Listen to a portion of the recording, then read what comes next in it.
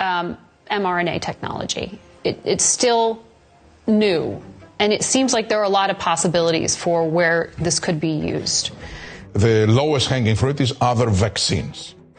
The mRNA vaccines, its uses are being expanded tremendously into other vaccines and then into animals, which terrifies me because we just don't know any long-term data. While these mRNA vaccines aren't meant to alter our genes, they do use our gene machinery. With the rise of mRNA products, our bodies are becoming factories for drug production.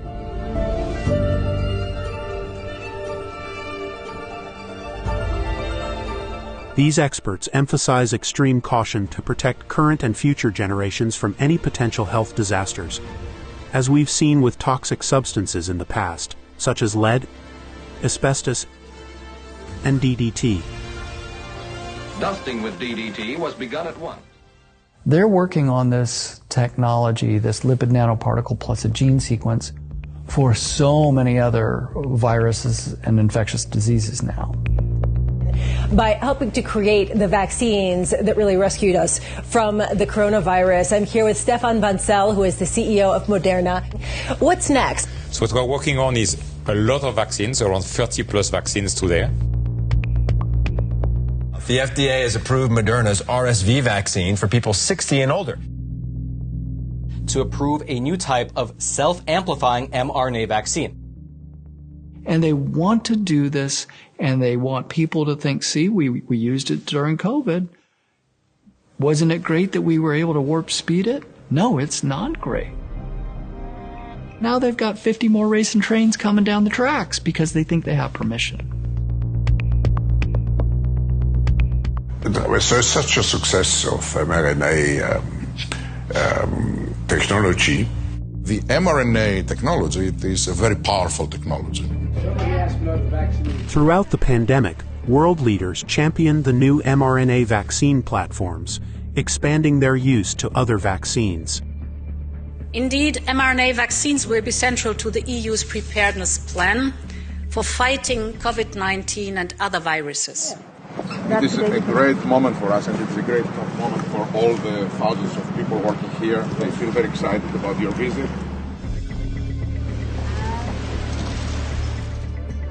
And this pioneering technology could be the backbone of our future vaccine portfolio. Hello, everybody. Mr. President. Thank you. AI holds incredible promise for all of us. Design a vaccine for every individual person to vaccinate them against that cancer. And you can make that vaccine, that mRNA vaccine. It's a strand of mRNA, the code of life inside every cell of your body. Then it has the power to change everything. Moderna, this changes everything. Are companies like Moderna, this is a revolutionary biotech firm that's creating a whole new class of medicines based on messenger RNA, the software of life. Well, it's almost science fiction what you're up to. It's like software. It's a software of life. I mean, we have 48 drugs today in development. 48. 48 today. And there's 50 more in the labs cooking. While Moderna's products are not designed to alter genes, but to cure diseases and develop vaccines. It is also true that mRNA technology has made humanity more open to gene and cell therapies, a view echoed by Stefan Ulrich, an executive at Bayer. The mRNA vaccines are an example for that cell and gene therapy. I always like to say, if we had surveyed 2 years ago in the public, would you be willing to take a gene or cell therapy and inject it into your body, we would have probably had a 95% refusal rate. I think this pandemic has also opened many people's eyes to innovation. Many people's eyes to innovation.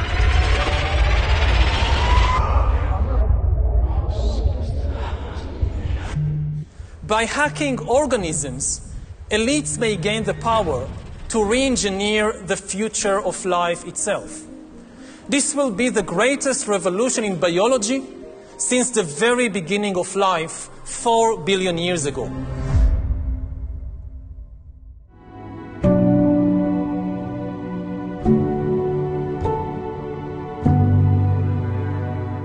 Toby, a 39-year-old mother of 2 sons and wife to a wonderful husband, experienced a life-changing turn after getting the mRNA vaccine. It was very hard for my husband to watch me suffer the way I did, and my children didn't know what was going on. You know, I didn't know if I was going to live till the next day, and I had to have these hard conversations with my children, you know, that I don't know if mommy's going to make it. After the vaccine, she became bedridden with painful neurological symptoms, turning each moment into a horrific struggle.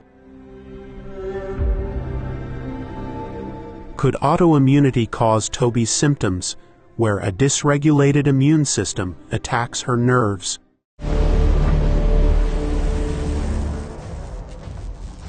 Vaccines can dysregulate the immune system, triggering autoimmunity.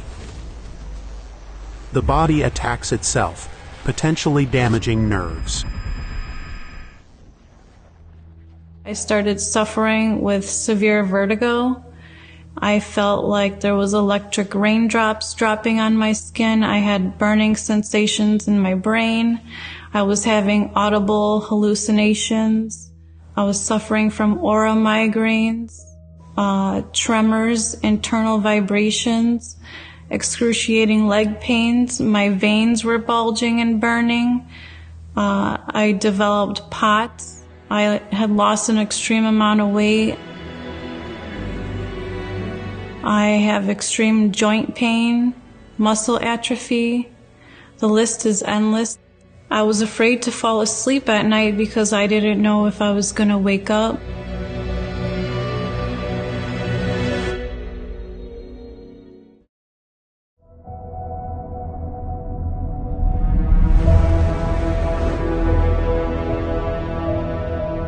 Over the course of 60 years of mRNA research, early studies failed to make mRNA work. Simply injecting mRNA caused dangerous immune reactions and was highly inefficient. Until Robert Malone took it to the next level.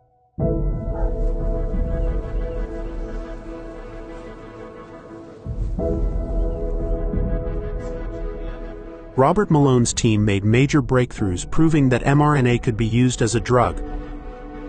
By using lipids to protect the fragile mRNA, they successfully made it work in human cells. Yet, the toxicity of these lipids remained a decades-long challenge. Again and again and again, those trials failed. The industry has been plagued with the problem that these formulations are toxic. Now, there had been improvements in the technology, or alterations at least, since I had abandoned the field in the late 1990s because of the inflammation and toxicity of the formulations. Their discovery led to a monumental medical breakthrough. This year's Nobel Prize recognizes Katalin Karikó and Drew Weissman made a Nobel Prize-worthy discovery, engineering mRNA to be nearly invisible to the immune system.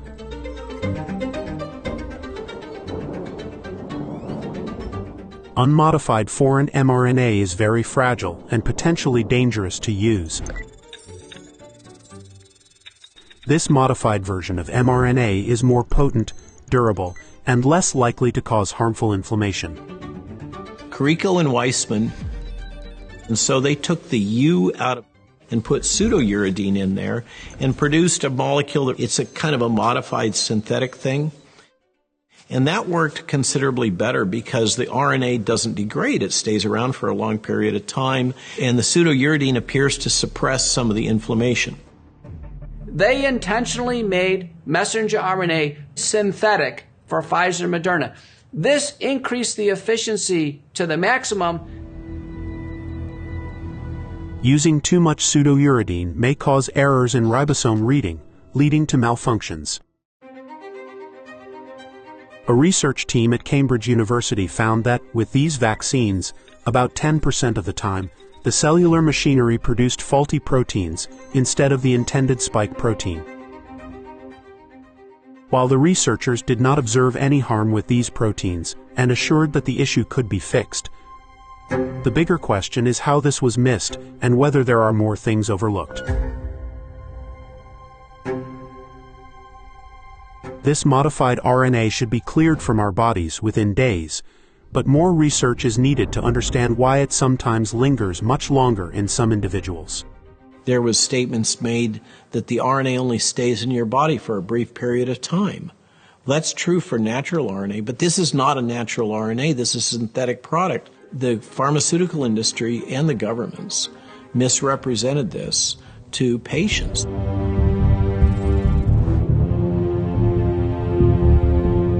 As recently as 2017, just 3 years before the pandemic, mRNA technology was still in the experimental phase, with challenges in toxicity, biodistribution, and very limited human testing. Sort of RNA area. Could you talk us through, where we're at, how optimistic you are? There's early animal data that shows real promise.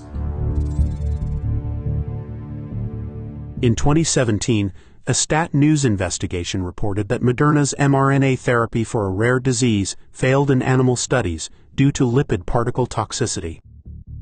The company has since improved the safety of its technology.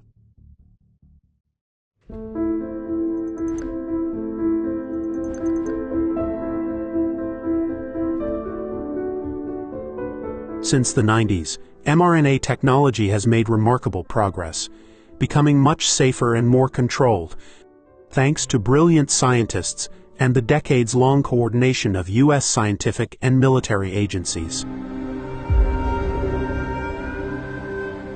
But for a global vaccination campaign, it had to be more than just an exciting technology in development. It had to be truly flawless.